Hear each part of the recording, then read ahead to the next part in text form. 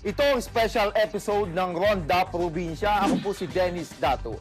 Ating balikan ang malagim na karambola ng mga sasakyan sa STEX Toll Plaza na kinasasangkutan ng isang pampaserong bus at iba pang sasakyan kung saan marami ang binawian ng buhay.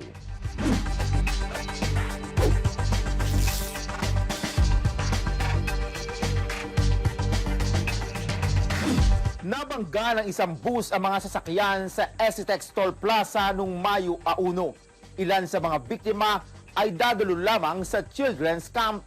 Balikan po natin ang malagim na balitang ito sa Ronda Probinsyang ulat ni Christopher Sitson. Hindi lubos na matanggap ni Emir na hindi na niya muling makakasama pa ang kanyang nanay at kapatid. Nakabilang sa 8 sakay ng van sa nangyaring karambola sa STEX Tarlac Toll Plaza, ayon kay Emir, sana ay ipinagpaliban na lang ng kanyang nanay at kapatid ang pagpunta sa children's camp sa Pangasinan. May papangako ko sa kanila, mas lalo akong magpapakatatag, lalo na meron pa akong mga kapatid, meron din akong tatay. Himala namang maituturing ng kaanak ng mag-asawang sakay ng SUV na nasawi rin sa aksidente sa makaligtas ang 2 taong gulang nilang anak na lalaki.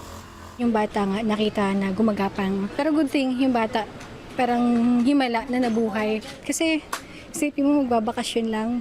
Magkakausap pa kami kagabi, masaya. Tapos ngayon bubungad. Diba? So sana managot. Yung dapat managot.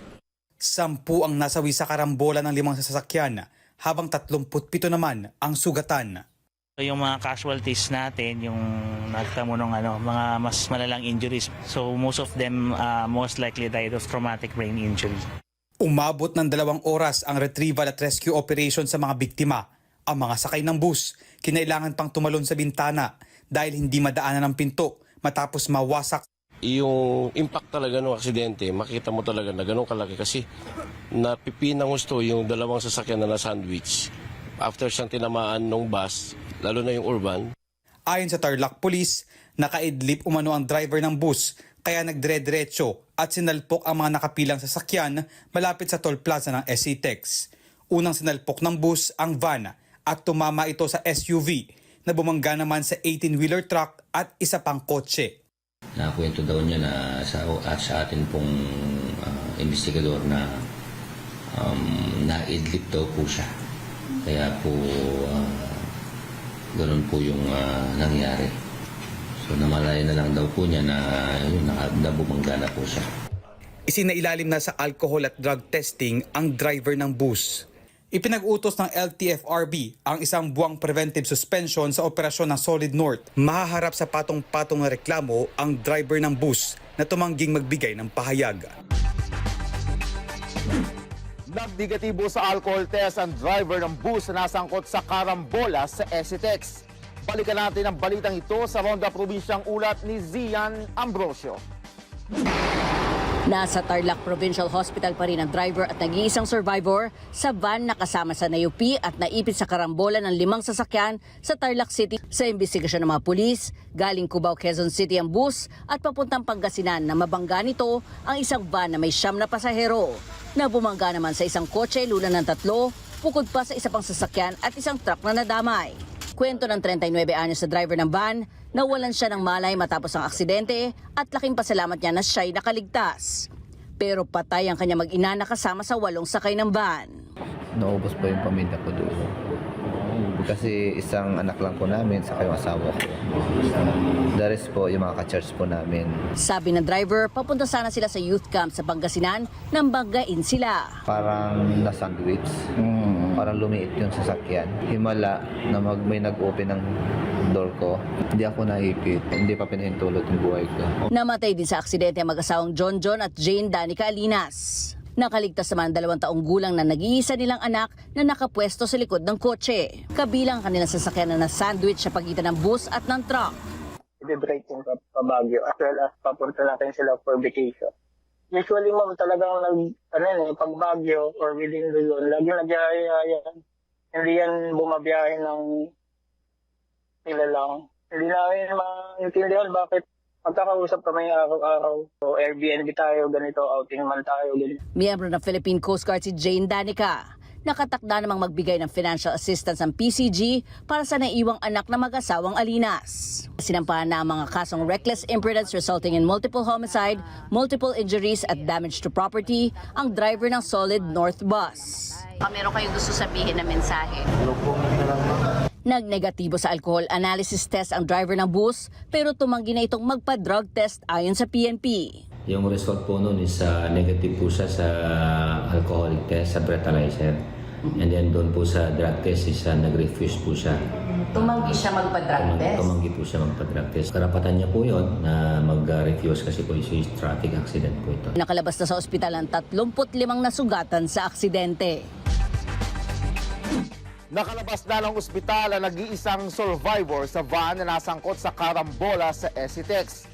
Lubos ang kanyang pagdadalamhati sa pagkamatay ng kanyang pamilya.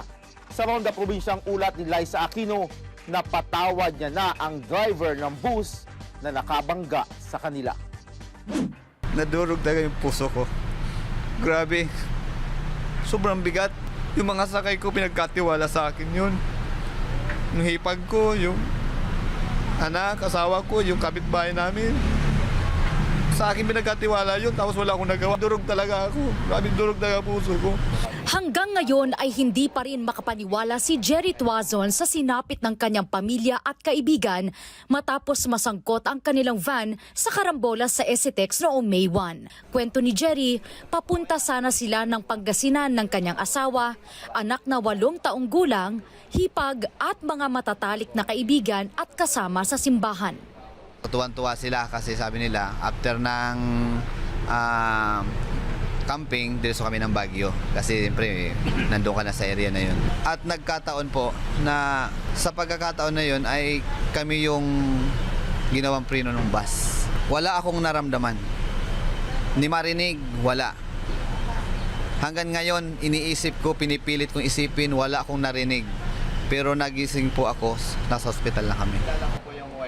Ilang araw na sa ospital si Jerry at hindi agad sinabi sa kanya na namatay na ang kanyang mag-ina. Nung time na sabi ko, Dok, kailangan ko umuwi, kailangan nyo akong i-discharge, i-transfer nyo ako sa Antipolo kung may kailangan gamutan pa sa akin. Makita ko naman sana yung pamilya ko.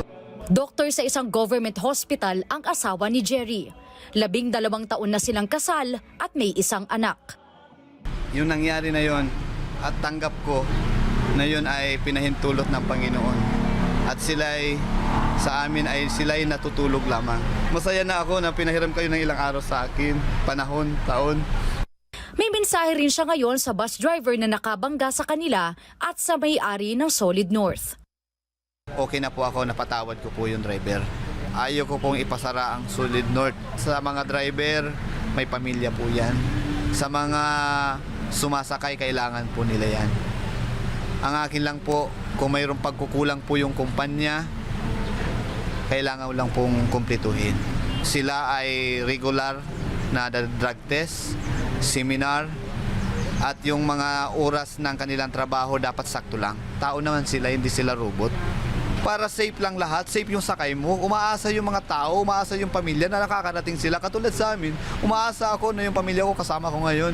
Pero dahil isa lang siguro ang driver nila, nawala, nakatulog siya o anuman, kahit gising siya, nawala yung diwa niya.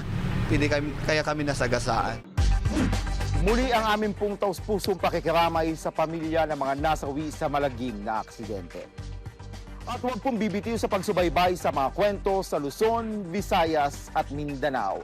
Ako po si Dennis Dato, kapit lamang sa tuloy-tuloy at umaarangkada nating pagronda probinsya. Magsukol mga kapamilya.